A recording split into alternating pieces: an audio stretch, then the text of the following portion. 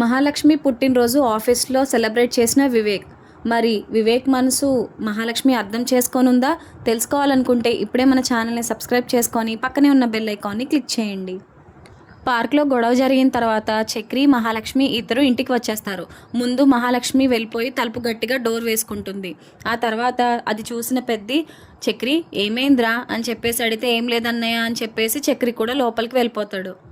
ఆ పక్కన కన్నా, పెద్ది అలాగే కేశవ ముగ్గురు కూడా కూర్చొని మాట్లాడతారు. అసలు కన్నా అడుగుతాడు, ఏమైంది అలా ఉన్నారేంటి ఇద్దరు, వదినెందుకు అంత గట్టిగా డోర్ వేసింది అని అడుగుతాడు. అలా మాట్లాడుకుంటూ ఉంటే చక్రి కిచెన్లోకి వెళ్ళి వాటర్ తాగేసి వస్తాడు బయటికి. అప్పుడు కేశవ అడుగుతాడు, ఏమైందిరా ఎందుకు అలా ఉన్నావు అని అడుగుతాడు చక్రిని. ఏరా మొత్తం అంతా చెప్పేశావా నీ ప్రేమ గురించి మహాలక్ష్మి గారితో అని చెప్పేసి అడుగుతాడు కేశవ. చెప్పరా, అలా ముఖం మార్చుకొని కూర్చుంటే మాకేం అర్థమవుతుంది, ఇంతకీ చెప్పావా లేదా అని అడుగుతారు వాళ్ళు. అప్పుడు చక్రి, లేదురా చెప్పలేదు అంటాడు. టైం కూడా సరిపోలేదు చెప్పడానికి అని అంటాడు చక్రి. అప్పుడు కన్నా, అన్నయ్య టైము దొరకదు, కానీ మనమే ఏదో రకంగా కల్పించుకొని చెప్పాలి. నువ్వు చెప్పేస్తావేమో, ఏం చెప్తుందో ఏంటో అని చెప్పేసి మేమేమో నీ గురించి వెయిట్ చేస్తుంటే నువ్వేమో చెప్పనే లేదు అని అంటున్నావు అంటాడు కన్నా చక్రితో. అప్పుడు కేశవ అడుగుతాడు, మరి ఇంత టైం ఏం చేశారా లాంగ్ డ్రైవ్కి వెళ్ళి అని అడుగుతాడు కేశవ. అప్పుడు చక్రి, ఏం లేదురా అలా మాట్లాడుకున్నాం అంతే అని అంటాడు. మరి ఎందుకు అంత స్టైల్ కొట్టావన్నయ్య నువ్వు అని అడుగుతాడు కన్నా. ఇంకా చెప్పేసిందేమో, ఓకే అని చెప్పేసిందేమో, నువ్వు అంతా ఓకే అయిపోయిందేమో అని మేము చాలా హ్యాపీగా ఫీల్ అవుతున్నాం. నువ్వు మంచి విషయం ఏదో చెప్పడానికే వస్తావు ఇంకా అని చెప్పేసి, నువ్వేమో చెప్పనే లేదు అన్నావా, అయ్యో అని చెప్పేసి అంటాడు కన్నా. సర్లే ఇంకెందుకు పదండి పడుకుందాం అని చెప్పేసి కన్నా, కేశవ ఇద్దరు వాళ్ళ ప్లేస్లో వాళ్ళు పడుకుంటారు. కానీ పెద్ది మాత్రం చక్రి వైపు అలా చూస్తూ ఉంటాడు. ఏదో జరిగిందని అర్థమవుతుంది పెద్దికి. చక్రి కూడా ఇంకా కన్నా పక్కన పడుకుందాం అని చెప్పేసి వచ్చి కూర్చొని పడుకోబోతుంటే పెద్ది అడుగుతాడు, ఏమైనా భోంచేశారా, భోజనం పెట్టినారా అని చెప్పేసి అడుగుతాడు పెద్ది చక్రిని. తినేసామన్నయ్య, ఏమొద్దు పడుకుందామని చెప్పేసి పడుకోవడానికి రెడీ అవుతారు. అప్పుడు చక్రికి జరిగిందంతా గుర్తొస్తూ ఉంటుంది. ఎందుకు ఇలా జరిగింది, నేనేం తప్పు చేశాను అంటాడు చక్రి. అప్పుడు కేశవ అంటాడు, నువ్వు చెప్పిన దాంతో ఎంతో కాన్ఫిడెంట్గా ఏదో చెప్పేసే ఉంటావులే, వాళ్ళకి ఒక కొలిక్కి వస్తుంది మీ లవ్ స్టోరీ అనుకున్నాం మేము, నువ్వేమో మొత్తం అంతా గంగపాలు చేసేసి వచ్చేసావా అని చెప్పేసి అంటాడు కేశవ చక్రితో. అప్పుడు కన్నా కూడా సేమ్ హియర్ అంటాడు. అప్పుడు పెద్ది అంటాడు, పోన్లేరా ఇవాళ కుదరకపోతే ఏంటి, ఏ రోజైనా టైం దొరుకుతుంది, అప్పుడు చెప్పొచ్చు, ఏమైంది ఇప్పుడు, ఎందుకు అన్న ఊరికూరికి అలా అడుగుతారు అని చెప్పేసి అంటాడు. అవునన్నయ్య నిజమే, ఎందుకైనా మంచిది, ఎప్పుడొకప్పుడు చెప్పుకుంటాడులే అని అంటాడు కేశవ. అప్పుడు కేశవ కన్నా ఇద్దరు పడుకుంటారు. కానీ చక్రి మాత్రం దాని గురించి ఆలోచిస్తూ ఉంటాడు. పెద్దికేమో లోపల అనుమానం వస్తూనే ఉంటుంది, ఏదో అయింది అనుకుంటా. అందుకే చక్రి వైపు పెద్ది అలా చూస్తూనే ఉంటాడు. తర్వాత రోజు మహాలక్ష్మి అలాగే కన్నా ఇద్దరు కూర్చొని మాట్లాడుకుంటూ ఉంటారు. అప్పుడు పెద్ది కిచెన్లోంచి వచ్చి, నేను వెజిటేబుల్ ఫ్రైడ్ రైస్ చేస్తానమ్మా మహాలక్ష్మి, ఓకేనా అని చెప్పేసి అడుగుతాడు. ఓకే పెద్ది అంటుంది మహాలక్ష్మి. కన్నా, మహాలక్ష్మి ఇద్దరు మాట్లాడుకుంటూ ఉంటారు. అప్పుడు కేశవ వచ్చి కూర్చుంటే పెద్ది వచ్చి, ఒరే ఇదిగోరా టీ, టిఫిన్ కూడా రెడీ అయిపోయింది, తినేసి అప్పుడు వెళ్ళు అని చెప్పేసి అంటాడు పెద్ది. సరే అన్న అంటాడు కేశవ. చక్రి కూడా పడుకొని లేచి బయటికి వస్తాడు. అప్పుడు మహాలక్ష్మిని చూస్తాడు, కానీ మహాలక్ష్మి ముఖం తిప్పేసుకొని ఏమీ మాట్లాడదు. వాళ్ళిద్దరిని చూసి పెద్ది, కన్నా, కేశవ ముగ్గురు కూడా క్వశ్చన్ మార్క్లో ఉండిపోతారు. అసలు ఏమైంది వీళ్ళిద్దరికీ, కనీసం ముఖం కూడా చూసుకోవట్లేదు అని చెప్పేసి అనుకుంటారు.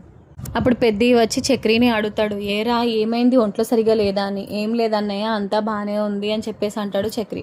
మూడంతా ఎలాగైనా డైవర్ట్ చేద్దామని చెప్పేసి కన్నా అంటాడు, అయినా వదినా నిన్న రాత్రి నువ్వు భలే డబల్స్ ఎక్కించుకొని మరీ వెళ్ళావు, అది కూడా అన్నయ్యని ఎక్కించుకుని వెళ్ళావు, భలే తొక్కేసావు, నీకు వచ్చేసింది ఇంకా స్కూటీ అని చెప్పేసి అంటాడు కన్నా.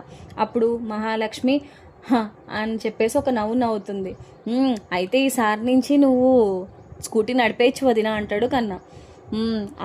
అదే కన్నా, లైసెన్స్ కూడా తీసుకోవాలి. కేశవ కొంచెం లైసెన్స్ గురించి చూడవా అని చెప్పేసి అనగానే పెద్ది చక్రి వైపు చూసి, లేదు కేశవకి ఏదో పని ఉందన్నాడు, చక్రి ఖాళీనే కదా, చక్రిని తీసుకువెళ్ళు, చక్రి చూసుకుంటాడు అని చెప్పేసి అంటాడు పెద్ది.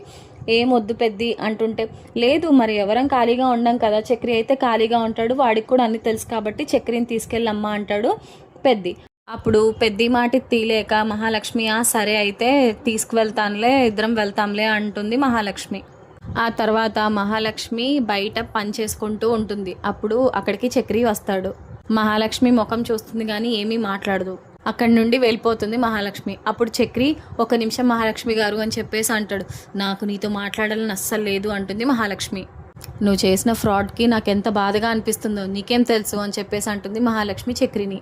ఇదంతా ఇంట్లో వాళ్ళకి చెప్పకు, చెప్తే అసలు నిన్ను క్షమించరు. ఎందుకు వచ్చింది మళ్ళీ నా వల్ల నీ తిట్లు పడతాయి, ఎలాగో తమరికి అబద్ధాలు చెప్పడం అలవాటే కదా అని చెప్పేసి అంటుంది మహాలక్ష్మి. ఐడి ప్రూఫ్ నేను ఇచ్చానని చెప్పేసి నాకు అసలు ఆలోచన కూడా రాలేదండి.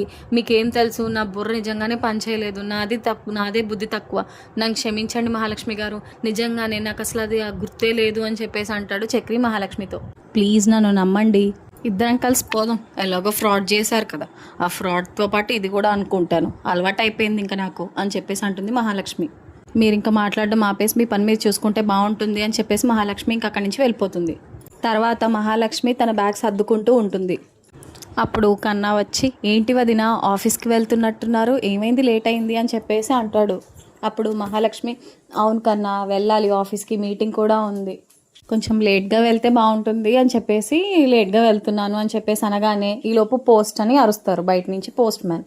అప్పుడు కన్నా వెళ్ళి, పోస్ట్ ఎవరికి అనగానే ఇక్కడ మహాలక్ష్మి ఎవరు అని చెప్పేసి అడిగితే నేనేనండి అంటుంది మహాలక్ష్మి.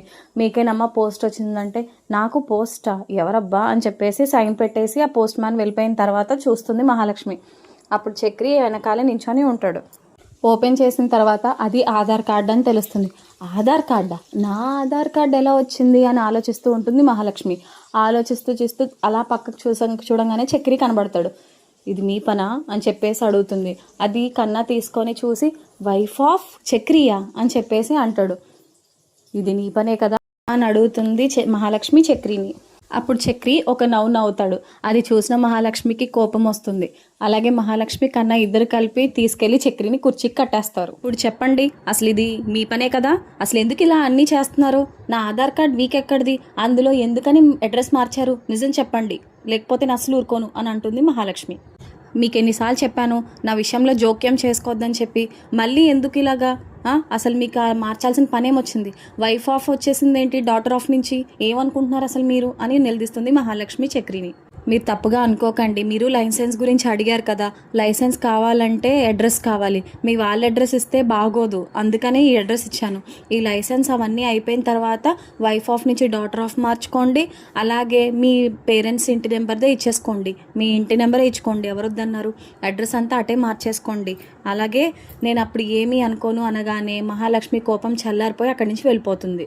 ఇంకా మహాలక్ష్మి చక్రి ఇద్దరూ కలిసి లైసెన్స్ తీసుకుందాం అని చెప్పేసి ఓంకారేశ్వర్ దగ్గరికి వెళ్తారు.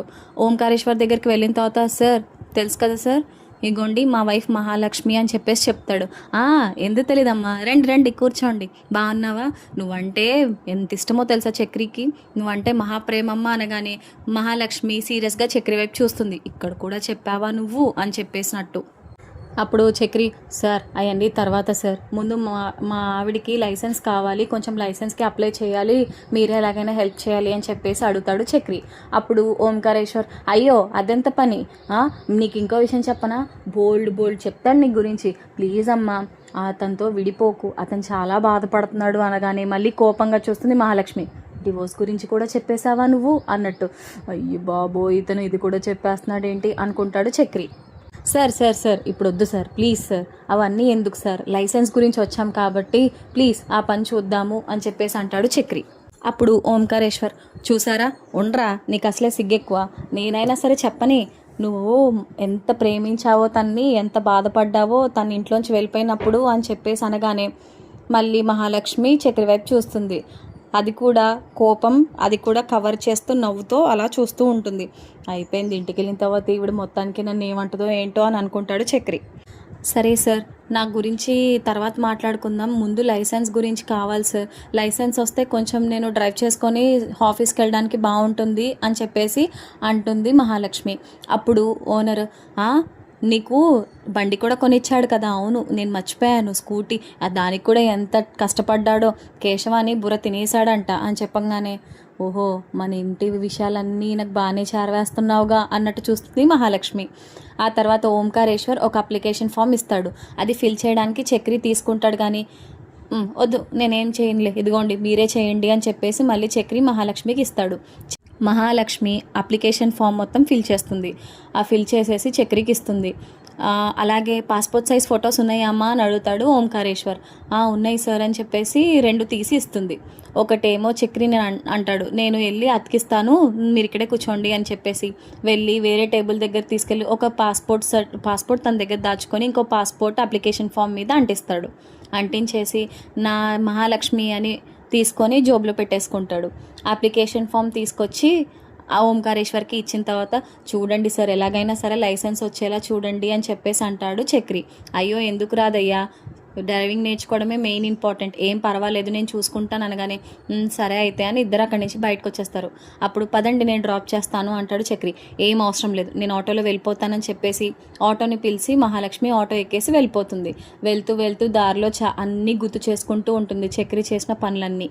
ఆ తర్వాత చక్రికి ఓంకారేశ్వర్ మళ్ళీ ఫోన్ చేస్తాడు.